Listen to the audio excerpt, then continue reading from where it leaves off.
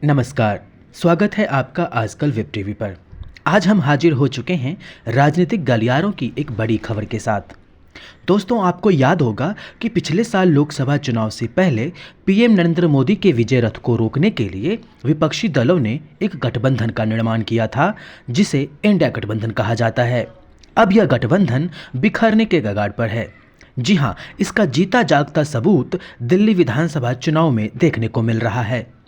दोस्तों, जिस इंडिया गठबंधन की कमान सबसे बड़े विपक्षी दल कांग्रेस के हाथों में थी, अब यह उसके हाथों से निकलता जा रहा है। दरअसल चुनाव से ठीक पहले इंडिया गठबंधन के तमाम दल धीरे धीरे कांग्रेस को किनारा करते हुए अरविंद केजरीवाल की तरफ मुड़ गए हैं। जी हाँ दोस्तों, इसकी शुरुआत यूपी के पूर्व मुख्यमंत्री अखिलेश यादव के समर्थन से हुई।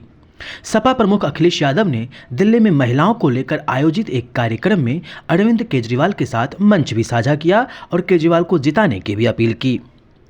इतना ही नहीं, अखिलेश यादव के बाद पश्चिम बंगाल की मुख्यमंत्री ममता बनर्जी ने भी कांग्रेस को दरकिनार करते हुए आम आदमी पार्टी को समर्थन देने की बात कही। टीएमसी के समर्थन के बाद अरविंद केजरीवाल ने बाकायदा ट्वीट कर इसको लेकर आभार भी जताया। उन्होंने कहा कि वह ममता दीदी के आभारी हैं, उन्होंने सदा ही उनका समर्थन किया है। इन दोनों नेताओं की समय समय पर मुलाकात भी होती रही है। ऐसे में यह संभावना प्रबल थी कि ममता बनर्जी केजरीवाल को ही समर्थन देंगी। दोस्तों, इतना ही नहीं, इंडिया गठबंधन की एक और सबसे बड़ी सहयोगी दल शिवसेना उद्धव गुट ने भी केजरीवाल को समर्थन देने की बात कही है। उद्धव गुट के सांसद अनिल देसाई ने कहा कि महाराष्ट्र में आम आदमी पार्टी ने शिवसेना का समर्थन किया था, इसलिए पार्टी ने दिल्ली में भी आप का समर्थन करने का फैसला किया है। वहीं इन समर्थन से दिल्ली में वोट बंटवारे के हालात बन गए हैं। हालांकि अनिल देसाई ने कहा कि दिल्ली में वोटों का बंटवारा नहीं होगा और सभी विपक्षी पार्टियां बीजेपी के खिलाफ चुनाव लड़ेंगे। वहीं मामला तब और बिगड़ गया जब राजद नेता तेजस्वी यादव ने यहां तक कह दिया कि इंडिया गठबंधन तो सिर्फ लोकसभा चुनाव तक के लिए बनाया गया था। हालांकि बाद में उन्होंने सफाई भी दी और कहा कि उनका बयान सिर्फ दिल्ली तक सीमित था। जिस तरह पंजाब, बंगाल और केरल के चुनाव में यही दल अलग अलग लड़े थे, उसी प्रकार दिल्ली के इस चुनाव को वह देखते हैं।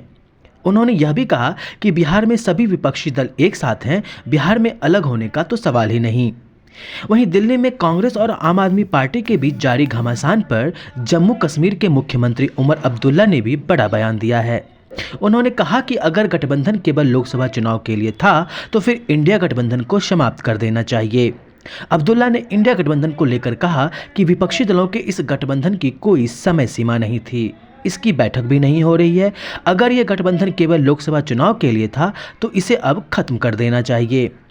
तो दोस्तों, इंडिया गठबंधन के इन तमाम सहयोगी दलों के नेताओं के बयान से ऐसा लगता है कि वह राष्ट्रीय स्तर पर बीजेपी को रोकने के लिए गठबंधन में दिलचस्पी तो रखते हैं, लेकिन राज्य स्तर पर वह अपनी ही राजनीति को चमकाने का प्रयास करते हैं।